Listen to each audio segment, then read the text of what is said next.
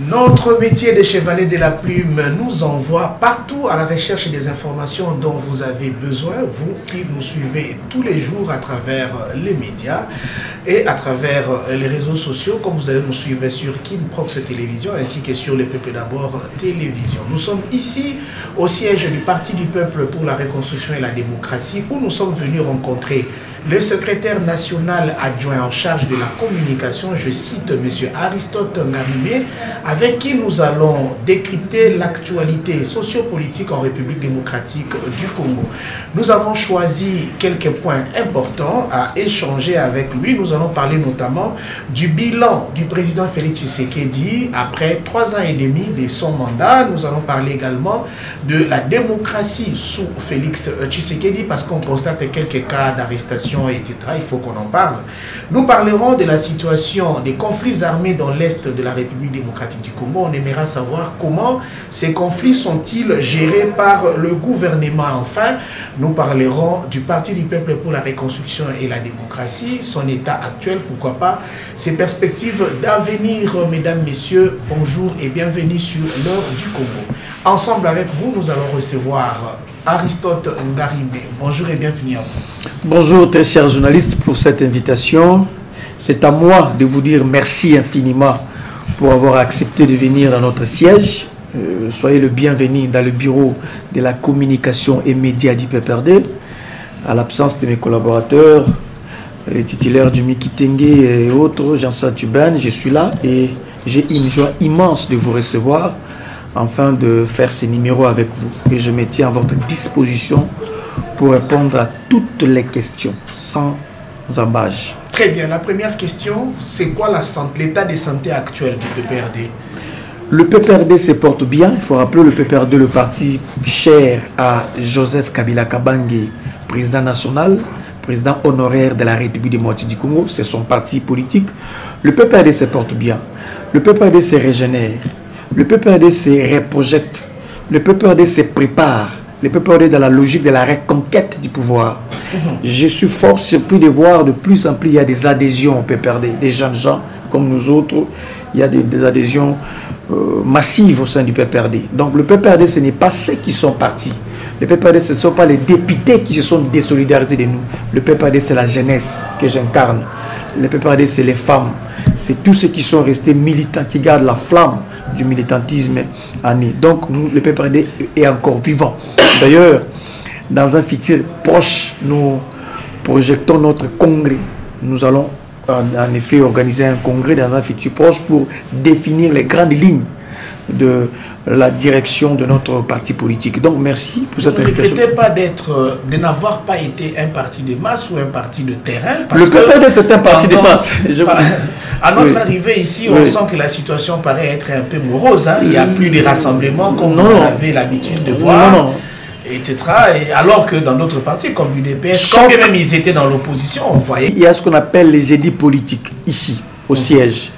Il fallait venir, nous allons garder contact avec vous, vous convier chaque fois qu'il y a jeudi politique pour voir la foule, la masse. La masse. Donc il y a la foule, il y a les camarades, il y a les militants. Vous savez aussi ce qui nous arrive, il y a d'autres camarades qui sont déployés sur le terrain pour faire des mobilisations par rapport à ce qui nous est arrivé sur l'enlèvement de Jimmy Kitenge. Donc le PPRD est encore en actualité. Je vous convierai de venir le jour de notre jeudi politique pour se rendre compte que le PPRD vit. Le PPRD vit. Il y a la foule, il y a la masse. N'en déplaise que le PPRD a traversé une zone de turbulence. Ça, j'avoue, j'admets, je consens que le PPRD a traversé une zone de turbulence où beaucoup de nos cadres sont partis. Des députés et autres sont partis. Ça, on l'accepte. Mais ce n'est pas la fin, ce n'est pas l'enterrement du PPRD. C'est pourquoi je dis tantôt, le PPRD se reprojette, se reprépare, s'organise pour l'avenir. La population congolaise ainsi que les cadres ou membres d'autres formations politiques ici au pays sont quand même curieux de savoir ce qui pourrait être les conclusions du congrès que le PPRD compte organiser, mais ça fait plusieurs mois maintenant, de report en report. Qu'est-ce qui ne va pas pour la tenue enfin de ces congrès? En effet, c'est déjà acté, nous allons organiser un congrès. Là, il n'y a plus un débat. L'option a été levée d'organiser le congrès. Le président national, le camarade Joseph Kabila Kabange, avait levé l'option, le bureau politique ainsi avait levé l'option pour que nous puissions organiser le congrès. Vous savez, organiser le congrès pour un grand parti comme le PPRD, il faut tenir compte de plusieurs paramètres parce qu'il y a des amis qui viendront du fin fond de la province de Bazouélé, chez moi, dans Sankourou, ainsi de suite, dans l'Équateur, pour se retrouver ici à Kinshasa. Il faut préparer sur le plan de transport, logement, ainsi de suite. Nous sommes dans une phase préparative pour accueillir nos amis. Donc ne vous en faites pas, nous allons organiser ce congrès. C'est un très grand congrès. Il faut dissérer, il faut un temps pour préparer. Et ce congrès-là a un caractère éminemment politique. C'est un congrès hautement politique où nous allons présenter les candidats présidents de la République pour le compte du PPRD. Allez-y comprendre parce que le PPRD va présenter un candidat président de la République. Et c'est au cours de ces congrès que nous allons en effet présenter. Ça sera une surprise. Donc, comme ça a été le cas. Raison pour laquelle il fallait que les gens croisent le doigt. Et... par moment, ce sont des leçons que nous avons tirées. Hein, on peut faire mieux, c'est pas mal. Raison pour laquelle, lors de ce congrès, nous allons présenter les candidats présidents de la République pour le compte du PPRD. Parce qu'en 2023, nous voulons avoir les élections. Ne pas organiser les élections en 2023, c'est une déclaration de guerre pour nous, le PPRD. C'est pourquoi chaque jour, le PPRD se prépare, se restructure, s'organise pour que nous puissions reconquérir le pouvoir en 2023. Et nous aurons un candidat président de la République. Les hommes, il y en a, les femmes, et elles sont les militants. Nous en avons les sièges, nous en avons, et le moyen, nous en avons également. Très bien. Aristote Narimé, vous avez dit qu'en 2023, vous voulez participer activement aux élections. Cependant, vous continuez jusqu'à présent à récuser la loi électorale dans son format actuel, mais vous serez aux élections par quel miracle? Nous voulons les élections par n'importe quel prix. Nous voulons les élections, pas les élections à l'emporte-pièce. Nous voulons les élections, pas des élections chaotiques. Nous voulons les élections, pas des élections considérées comme hold-up.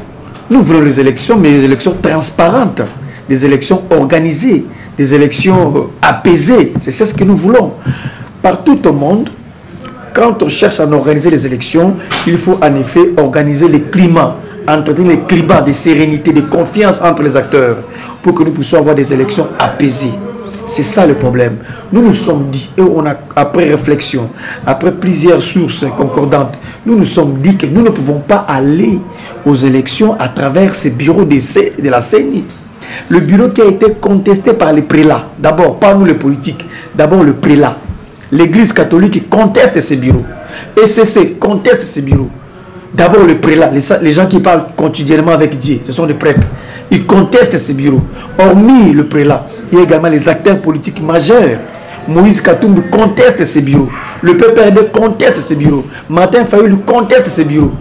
Alors, 80% des collaborateurs contestent ces bureaux. Il n'y a qu'un seul parti qui porte ces bureaux, c'est IDPS. Nous sommes allés en profondeur, on s'est rendu compte que Denis Kadima, c'est le conseiller en matière électorale de Félix Tshisekedi, détaché à la CENI pour lui préparer des élections. D'ailleurs, Jean-Marc Kabounda a clairement dit que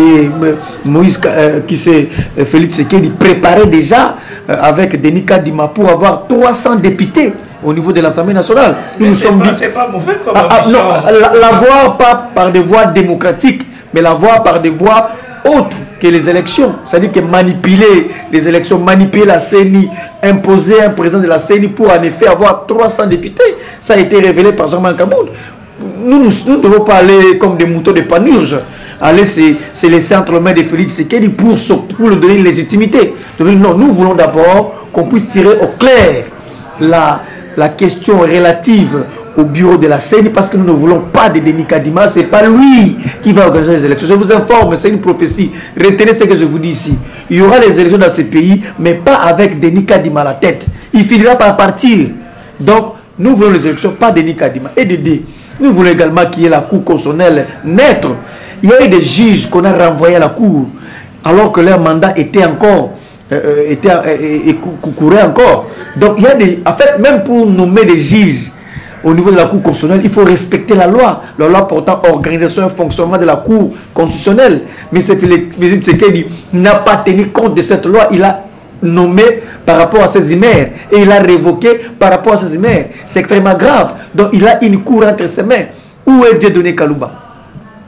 Pourquoi Dieudonné Kalouba n'est plus président de la Cour constitutionnelle? Y a-t-il une raison profonde, une raison majeure où on peut nous dire aujourd'hui pourquoi Dieudonné Kalouba n'est plus président de la Cour constitutionnelle? C'est parce qu'il avait une mission, il a fait une mission, on l'a mis là, et on a estimé qu'il fallait le faire partir, il est parti.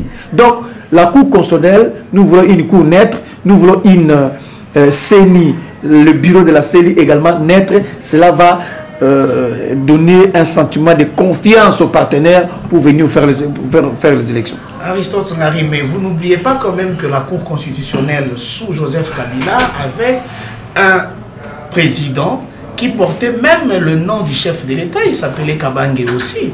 Alors aujourd'hui, si la Cour constitutionnelle porte soit un ressortissant du Kassai et tout ça, il faut directement le taxer d'être là n'est pas le problème. Le président de la République.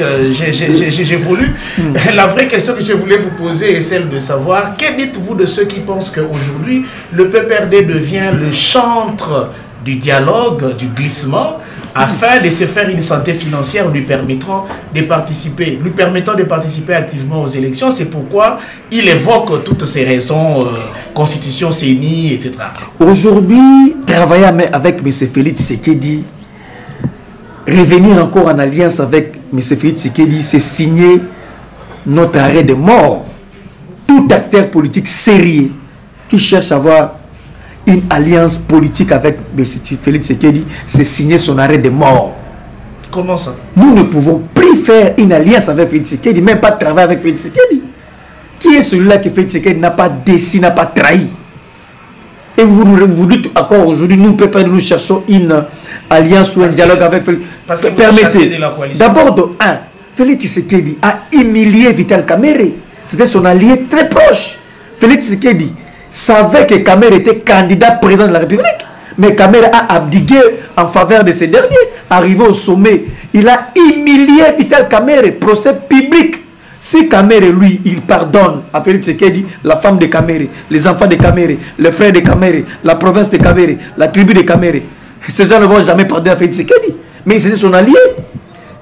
Félix Tshisekedi a humilié François Béat. François Béat, toute sa vie, il n'a fait que les services de renseignement. Il n'a jamais été cité dans un rapport quelconque. François Béat était un homme correct. Il a travaillé pour la République. Toute sa vie. La République a investi en Béat pour qu'il soit ce qu'il est aujourd'hui. Il fait de ce dernier conseiller en matière de sécurité. Mais où est Béat aujourd'hui, François Béat? On nous parle de coup d'État. Coup d'État, un seul individu qui formate un coup d'État. Alors que nous savons que le coup d'État, c'est toute une chaîne. Mais il a humilié François Béat. Mais où est Jean-Marc Kaboun aujourd'hui? Jean-Marc Kaboun, c'est l'artisan, c'est l'architecte de l'Union sacrée. Jean-Marc Kaboun, c'est le bras séculier de ses pouvoirs. Où est Jean-Marc Kaboun aujourd'hui? Il a été humilié. Il a été déçu, remercié comme un petit monsieur. Et vous demandez encore au peuple de revenir auprès de ces messieurs. Mais c'est grave. Où est Franck Diongo? Franck Diongo qui disait que le fils de Sphinx, là, où est Franck Diongo aujourd'hui? Donc, chers journalistes, je ne pense pas que le PPRD cherche les dialogues. Je ne pense pas que nous sommes dans cette logique. Nous voulons les élections pour en finir avec M. Félix Tshisekedi. Je l'ai toujours dit. Et je le répète encore une fois. Je veux que cela soit entendu. Félix Tshisekedi, c'est une erreur de parcours. Ah bon? Félix Tshisekedi, c'est une parenthèse politique malheureuse qu'on doit très vite fermer pour penser à des choses sérieuses. Ce n'était pas lui l'homme qu'il fallait être là. C'est une erreur. Une nation peut commettre une erreur de parcours. Ça peut arriver. Et du coup, on a fait Tshisekedi. Et ce n'est pas lui. Et aujourd'hui, le PPRD ne peut plus faire une alliance avec ce dernier. Il nous a décidé sur toute la ligne. Il arrive au pouvoir. D'ailleurs, il faut le rappeler ici, chers messieurs. Aujourd'hui, lui dit que Kagame est son ami et son frère. Mais Kagame était contre qu'on puisse proclamer Félix Tshisekedi comme président à la Cour constitutionnelle. Lui était au niveau de l'Union africaine. Il a dit qu'il ne fallait pas proclamer Félix Tshisekedi parce que les élections sont attachées des irrégularités. C'est ce qu'il avait dit. Mais il a fallu que Kabila dépêche une commission, une mission composé de Kaimbi, composé de Kikambi, Karoube Kitulu, pour aller dire à Kagame de laisser son aventure, de laisser le Congo évoluer. Parce qu'on avait déjà fait les élections et qu'on devait proclamer Félix Tshisekedi comme président de la Cour constitutionnelle. Et Félix Tshisekedi a été proclamé président à la Cour constitutionnelle.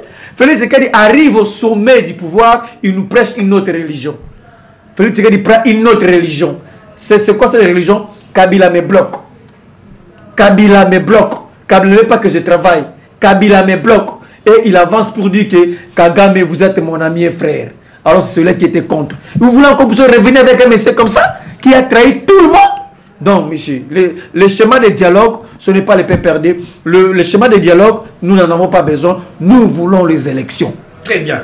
Alors, pour chuter avec cette question concernant le PPRD, est-ce que la population congolaise pourrait s'attendre aussi, comme un hasard, à ce que le Congrès accouche dans ces préparatifs des élections de 2023, la réalité telle que Joseph Kabila pourrait être le candidat de ce parti? Mais, très chers journalistes, mais consultez les juristes sérieux, les doctrinaires. Il n'y a aucune disposition qui empêche à Joseph Kabila Kabange d'être candidat président de la République. Pour avoir été élu par suffrage... raison pour laquelle j'ai dit... Et pour avoir épuisé ses deux mandats... Raison pour laquelle j'ai dit, consultez des juristes sérieux à la matière. Ils vous diront qu'il n'y a aucune disposition qui empêche à Joseph Kabila Kabange d'être candidat président de la République en 2023. Vouloir empêcher la candidature d'un homme, en l'occurrence de Joseph Kabila Kabange, pour nous, c'est aussi une déclaration de guerre. De quelle guerre vous parlez? Nous parlons de... Ah, voilà, merci. C'est ici d'expliquer. Quand nous parlons de la guerre, nous faisons beaucoup plus référence à l'article 64 de la Constitution. Qui n'a pas qu'un seul alinéa. Qui stipule que nous devons barrer la route à tout individu, groupe d'individus qui exerce le pouvoir en violation de la Constitution. C'est quoi violation de la Constitution? C'est d'empêcher à un candidat, à un citoyen comme Joseph Kabila Kabange d'être candidat président de la République. Le faire, c'est une déclaration de guerre, conformément à l'article 64. Donc, ayez vos apaisements. Il n'y a aucune disposition qui empêche à Joseph Kabila Kabange d'être candidat président de la République. Même Félix Tshisekedi le sait.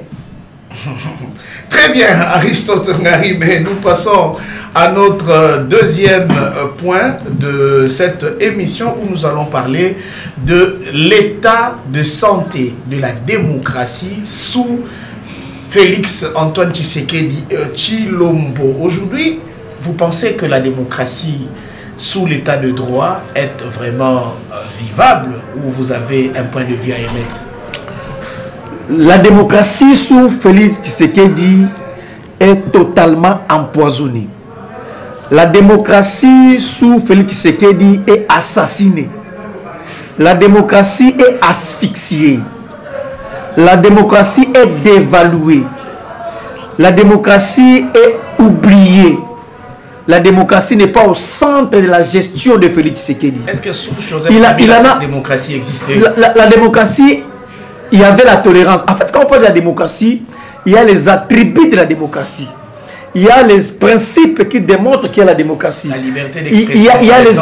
Il y a les éléments qui concourent pour dire qu'il y a la démocratie. Mais sous Félix Tshisekedi, il n'a fait pas allusion à ça. Lui, ce autre, il est ailleurs.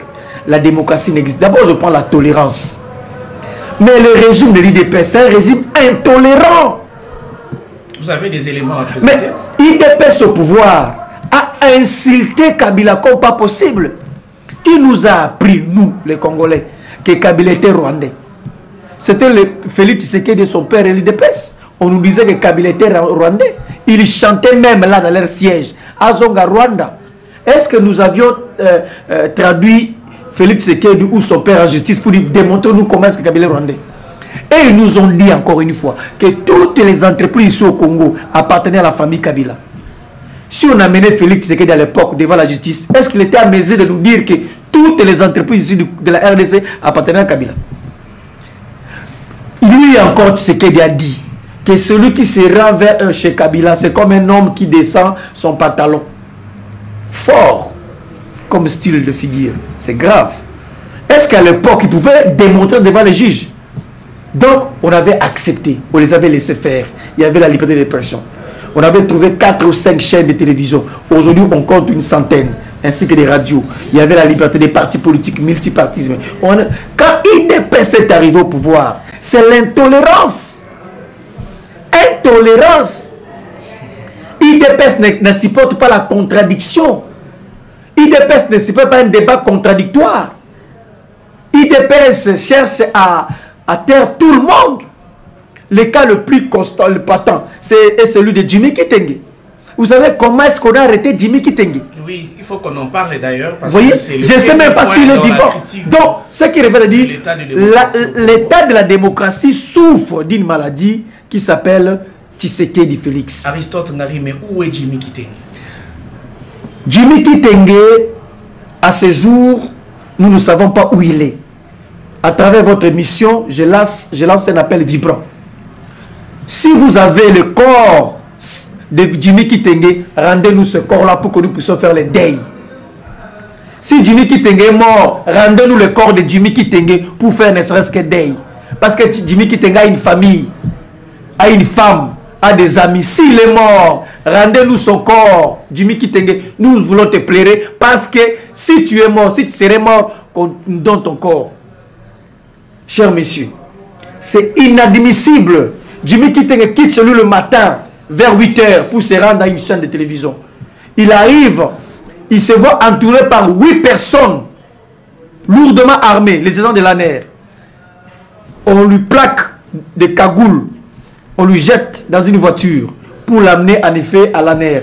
Depuis ce jour-là, on n'a jamais eu une nouvelle de Jimmy Kitenge. 7 jours après, on ne sait pas si Jimmy Kitenge est vivant ou il est mort. Nous ne savons pas. Parce que personne n'a pris vie Jimmy. Alors on lui reprocherait de quoi? Je vais arriver. La Constitution dit ceci. Quand on vous arrête, 48 heures après, on doit définir, on va dire au monde pourquoi on vous a arrêté. Mais 7 jours après, on ne sait pas pourquoi on a arrêté Jimmy. D'abord de 1. Qui est le plaignant dans les dossiers de Jimmy Kitenge? C'est qui le plaignant? Qui a accusé Jimmy Kitenge? Est-ce que c'est la sûreté de l'État? C'est le président de la République? C'est le Premier ministre? C'est une femme? C'est un homme? C'est un enfant? Ou c'est qui? Qui est le plaignant d'abord? Qu'on nous montre le plaignant. Parce qu'on ne peut pas arrêter quelqu'un s'il n'y a pas un plaignant. C'est qui le plaignant? Bon, si ce n'est pas le plaignant, c'est la sûreté de l'État qui était menacée? Si c'est oui, mais à quel niveau? D'abord, identification de plaignant. Qu'on puisse nous le dire. Premier élément. Deuxième élément. Quels sont les griefs retenus, les infractions retenues contre Jimmy? Il faut nous le dire. Est-ce que Jimmy est en alliance avec M23? Il était à Bunagana récemment. Est-ce que Jimmy, il a détourné l'argent de l'État? Est-ce que Jimmy... Bon, quelles sont les infractions retenues? On ne nous le dit pas. Et troisièmement, mais Jimmy, pourquoi il n'est pas déféré devant son juge naturel? Si alors on reproche quelque chose à Jimmy, Jimmy doit être jugé, il faut un juge naturel. Il faut que Jimmy soit assisté par ses avocats, les avocats de son choix. Pourquoi il n'y a ni avocat, ni son juge naturel? Quatrièmement, pourquoi on a coupé toute communication avec Jimmy? Sa femme ne sait pas parler avec Jimmy, sa maman, ses amis. Jimmy est isolé, on ne sait pas s'il est vivant. En passant, vous portez quand même assistance morale à son foyer, sa femme. J'étais hier avec sa femme jusqu'à 20 h. Sa femme, sa maman, sa femme, nous sommes toujours ensemble. Très bien.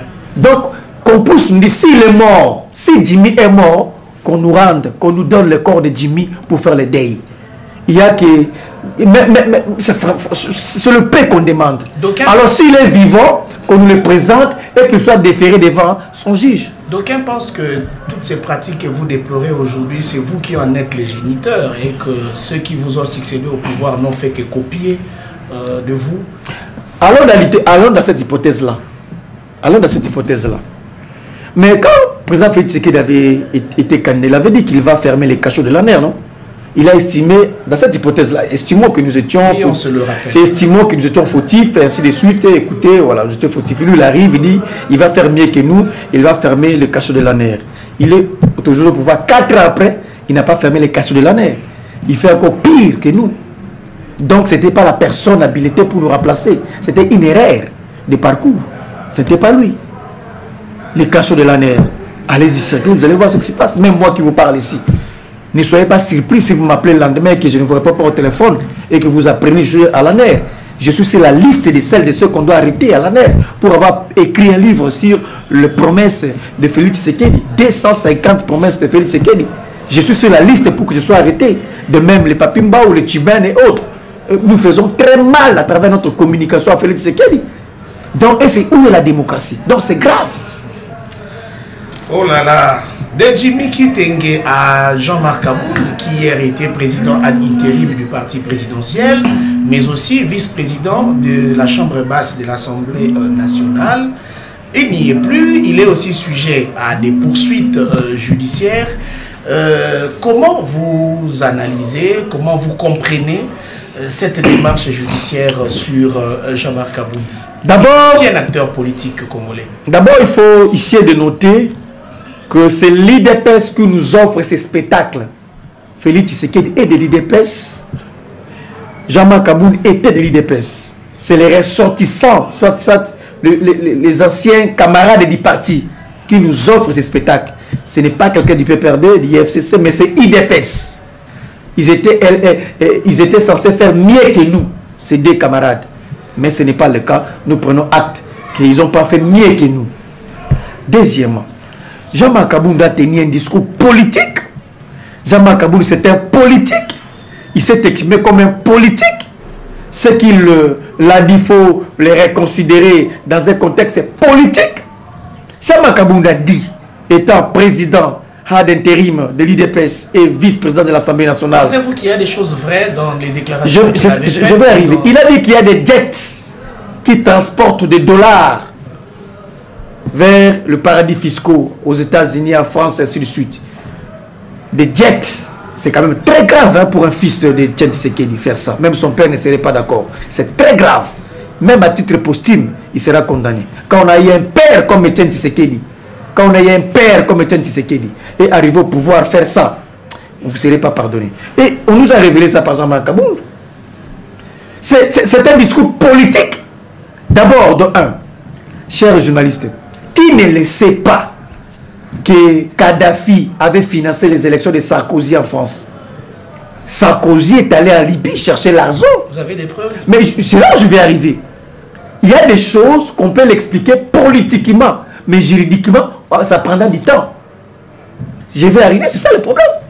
Kadhafi a financé, Kadhafi a donné des moyens à Sarkozy. Kadhafi l'a dit tout haut que ce monsieur est venu chercher l'argent ici en Libye. Je lui donne de l'argent. Sarkozy a pris cet argent. Il est allé faire les élections et il a été élu président en France. Et c'est connu. Il y a même des procès. Mais politiquement, c'est explicable. Politiquement, c'est faisable. Mais juridiquement, ça prendra du temps. Ce que Kaboun a dit, politiquement, c'est faisable. Alors, on veut le faire taire par une formule juridique. Mais ceux qui sont éveillés, ceux qui sont avertis, savent que politiquement, c'est faisable. Donc, des révélations de Jean-Marc Kaboun, il faut le prendre avec beaucoup de sérieux. Parce que ce n'est pas un citoyen lambda. Ce n'est pas un monsieur tout le monde. Il était dans les sérails du pouvoir. Il connaît. Quand il dit qu'il y a des jets qui transportent l'argent des contribuables vers des paradis fiscaux, il faut le prendre au sérieux. Il n'a pas dit pour amuser la galerie. Donc c'est grave. C'est un discours politique et politiquement c'est explicable. Ce n'est pas en vain, on parle de blanchiment des capitaux, de financement du terrorisme. Si la scène internationale, ça s'est fait. C'est-à-dire quand on finance le terrorisme, pensez-vous que cette somme passe par des circuits normaux? Non. Quand on fait le blanchiment des capitaux, ça ne passe pas des circuits normaux? Non. Il y a des circuits, comme on sait, dont Kaboul nous a révélé, des jets qui transportent des dollars vers des endroits autres. Donc, politiquement, c'est fait. Mais je connais Kaboul, c'est un garçon tenace, pignace. Je crois qu'il ne va pas reculer. On veut le faire taire. C'est une intimidation. Félix Tshisekedi, c'est un dictateur. C'est un vrai dictateur. Il a pris le goût du pouvoir. Il se transforme en un monstre dictateur. Vous savez ce qu'est le dictateur? D'après Montesquieu, quand un homme cherche à réunir tout le pouvoir entre ses mains, quand il n'y a plus l'indépendance du pouvoir, tout c'est entre ses mains, c'est un dictateur, Félix. Le pouvoir législatif, Mbosso, respecte, fait à la lettre ce que Félix demande. Le pouvoir judiciaire, n'en parlons même pas. Le pouvoir exécutif, tout réuni entre les mains d'une seule personne. C'est un dictateur. On ne sait plus s'exprimer. S'il vous rate au Parlement, il ne vous ratera pas le pouvoir judiciaire. Si vous ratez le pouvoir judiciaire, il ne vous ratera pas de l'exécutif. C'est ça, Félix, un dictateur. Si tel est le cas, pensez-vous que c'est possible que le Congo sorte de cet état de dictature que vous fustigez par votre discours? C'est possible que par des voies électorales démocratiques, c'est possible. Il nous reste qu'une année pour aller aux élections, moins d'une année ou une année. Nous devons tous nous rendre compte que notre danger commun s'appelle IDPS au pouvoir. Très bien. Alors, ce que vous venez de donner comme réponse nous permet d'introduire le troisième point de notre émission. Si nous allons par voie des élections, c'est le souverain primaire qui est le peuple congolais qui décide de qui voudra-t-il se faire diriger. Alors, si la population enregistre des actes positifs, ça sera très difficile qu'il décide du départ, par exemple, de Félix Tshisekedi. Alors, nous allons parler du bilan du président de la République sur plusieurs plans, parce que hier, par exemple, nous avons vu la distribution de Jeep aux enseignants des universités et tout ça. Ça marque quand même la positivité du bilan du président de la République. Du poudre aux yeux, du poudre aux yeux. Quand on arrive au pouvoir, on doit engager des réformes.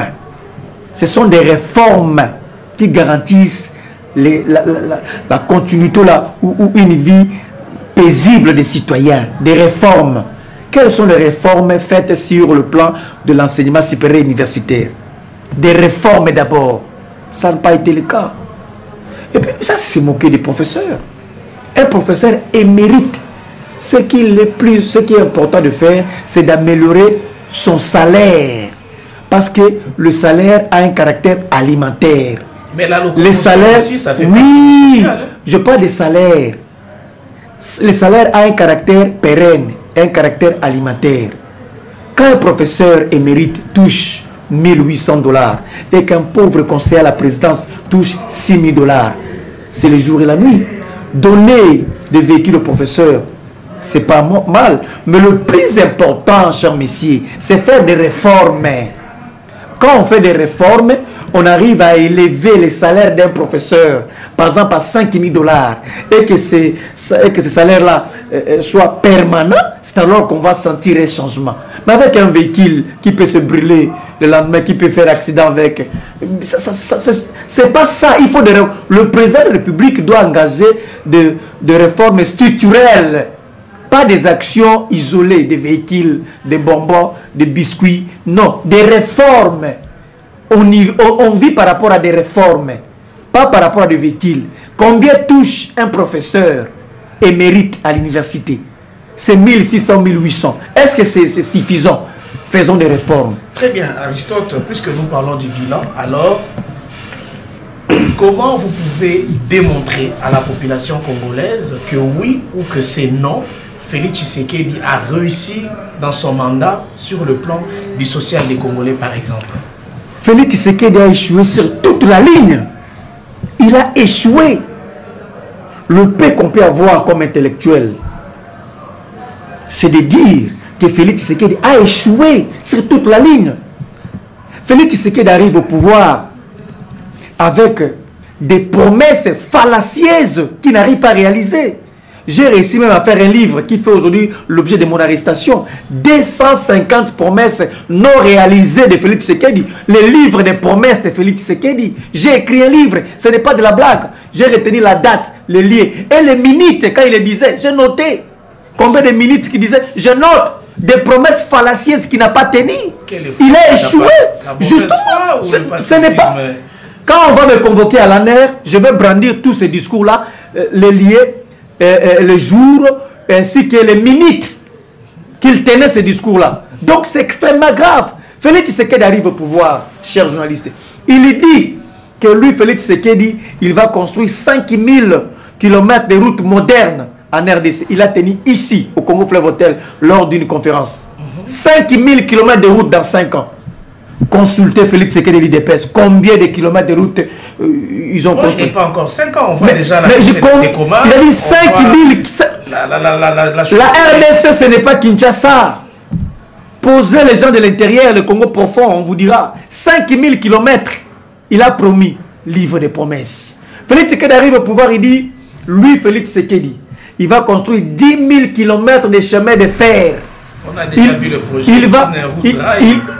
Il a dit qu'il va construire plus que le roi Léopold II. Parce que Léopold II en avait construit 5000. Lui, Félix Tshisekedi, va construire 10 000 km de chemin de fer, plus que Léopold II. À ce jour, posez la question à Félix Tshisekedi, combien de kilomètres de chemin de fer a-t-il construit? Livre des promesses. Félix Tshisekedi, il arrive en Europe, en Allemagne, il dit que moi, Félix Tshisekedi, je ferai de la RDC l'Allemagne d'Afrique. Je ne vous poserai pas la question de faire la comparaison entre Allemagne et la RDC à ce jour. Je ne vais même pas faire un débat. C'est ça, des maquettes. C'est ça, des maquettes. C'est ça. Félix Tshisekedi, encore une fois, ça c'est le livre des promesses. Félix Tshisekedi, un jour, il réunit le Parlement en congrès. C'était en 2019. Il dit que j'ai acheté 8 avions plutôt. 8 avions pour la compagnie Congo Airways. Et la livraison se fera au mois de janvier 2020. Nous sommes en 2022. Avez-vous vu les 8 avions que Félix Tshisekedi a achetés? Parce qu'il avait dit devant le congrès, devant le Parlement, réuni en congrès, livre de promesses, encore une fois. C'est Félix Tshisekedi, ça c'est lui. Félix Tshisekedi, encore une fois, il dit au Congo, nous sommes habitués à notre style de vie. Il dit que j'ai acheté des poissons chinchards en Namibie. Vous allez fêter avec des poissons chinchards. Il a envoyé même son ministre de l'économie aller chercher des poissons en Namibie. Chers messieurs, chers journalistes, jusqu'à aujourd'hui, nous n'avons jamais vu ces poissons chinchards-là. Je ne sais pas si vous avez utilisé. Mais on a vendu ça où? On a vendu ça où? Ce n'est pas arrivé. D'ailleurs, la Namibie nous interpelle pour aller pêcher nos poissons. Donc, livre des promesses. Félix Tshisekedi arrive le 30 juin 2019, il arrive à Bunia. Il tient un discours, il dit que j'ai créé une caisse pour octroyer des crédits aux jeunes afin de monter des entreprises. Jusqu'aujourd'hui, nous cherchons où se trouve cette caisse-là pour que nous, jeunes, puissions aller chercher des crédits pour monter des entreprises. Livre des promesses de Félix Tshisekedi. Félix Tshisekedi, un jour, un bon matin, il se trouve encore dans la partie Est. Il dit que moi, Félix Tshisekedi, je suis venu vivre avec vous ici à Goma, jusqu'à ce qu'ensemble, nous allons terminer l'insécurité à l'Est. Jusqu'aujourd'hui, je vous parle, chers journalistes, 3 mois déjà, Bunagana est entre le mains de M23. Ça, c'est le livre des promesses. Félix Tshisekedi. Félix Tshisekedi, un bon matin, il nous dit que lui, il a acheté 49 cabines pour qu'il y ait plus le délestage ici à Kinshasa, surtout dans la partie Est de la ville de Kinshasa, qui est pris en effet de délestage. Jusqu'aujourd'hui, allez-y vous renseigner, chers journalistes, il y a toujours des délestages, il n'y a pas le courant. Livre des promesses, Félix Tshisekedi. Qu'est-ce qu'il n'a pas promis? Il a encore dit, Félix Tshisekedi, moi, Félix Tshisekedi, si je prends le pouvoir, toi, policier, avec ton salaire que je vais commencer à te payer, tu seras à mesure de nourrir ta femme, tes enfants et de subvenir à tes besoins. Félix Tshisekedi, posez-vous la question à un policier, est-ce que c'est avec ce qu'on nous paye? Il a déjà réussi à le faire. Livre des promesses de Félix Tshisekedi. Encore Félix Tshisekedi. Il a des routes, il a promis de construire des routes. Même à Moupo, même au Kassai, j'ai fait tout un schéma de kilomètres qu'il avait promis de construire. Rien. Ça, c'est le livre des promesses de Félix Tshisekedi.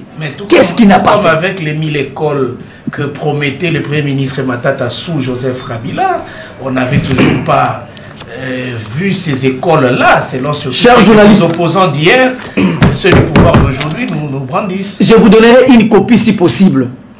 Je vous donnerai une copie.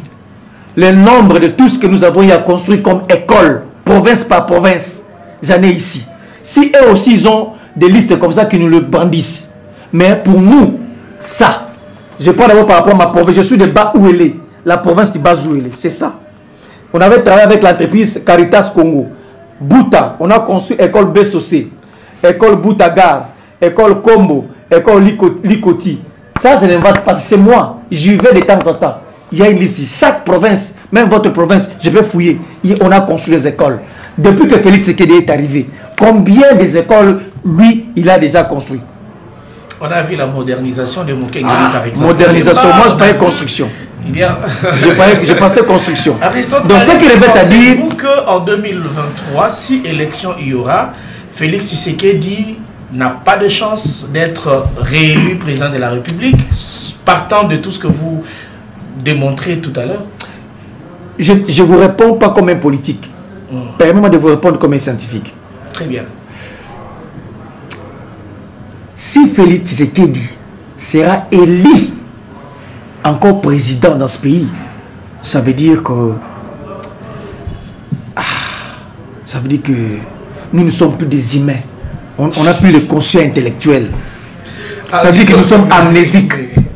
Donc, mathématiquement parlant, comment il a pu se faire élire mathématiquement parlant, il ne sera pas élu. Sociologiquement parlant, il ne sera pas élu. Géographiquement parlant, il ne sera pas élu. Quel cours encore? Politiquement parlant, il ne sera pas élu. Économiquement parlant, il ne sera pas élu. Donc, même journalistiquement parlant, il ne sera pas élu. Donc, sur tous les points, il ne sera pas élu, cher monsieur. Il ne sera pas élu. Mais face à votre candidat, 2018, Félix Tshisekedi est parvenu à se faire élire. Malgré tout ce que vous nous brandissez là comme résultat positif de votre règne. Le peuple pensait qu'il fallait d'abord en finir avec le régime Kabila. Le peuple pensait que le vrai malheur de ce pays, c'était Kabila. Le peuple croyait que c'est Kabila qui était le vrai blocage de ce pays. Et du coup, le peuple pensait qu'il fallait d'abord finir avec Kabila. Ça, c'est l'instigation de l'UDPS. La Kabylie s'est retirée. Il n'y a plus un Kabiliste au sommet de l'État. Le peuple y croyait. On a fait confiance à Félix. Et les résultats, nous les parlons aujourd'hui. Donc, c'était par erreur. Quand je vous dis que Félix Tshisekedi, c'est une erreur de parcours. Une erreur de parcours. C'est une parenthèse politique. Ça arrive dans la vie. On peut commettre une erreur. Tu marches comme ça, tu commets une erreur. Ah, c'était une erreur. Donc, c'est ça, Félix Tshisekedi. Aristote Ngarime est responsable de tous ces propos.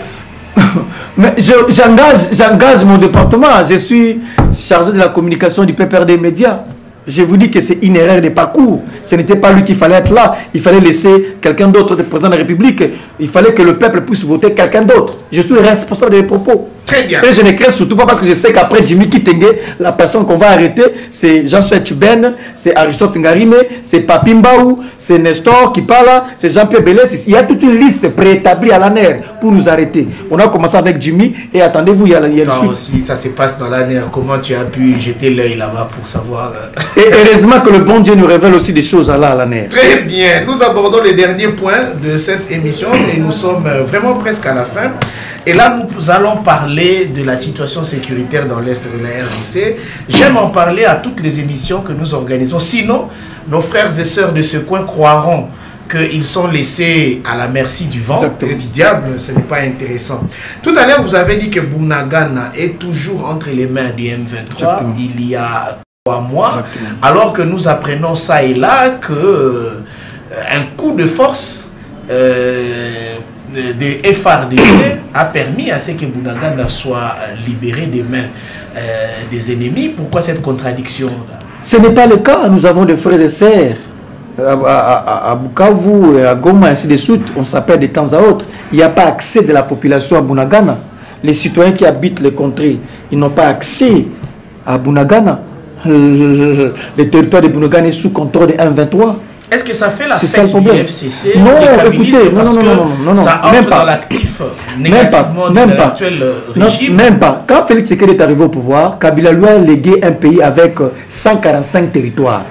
Quand nous allons revenir au pouvoir en 2023, que Félix Tshisekedi nous donne en effet un pays avec 145 territoires.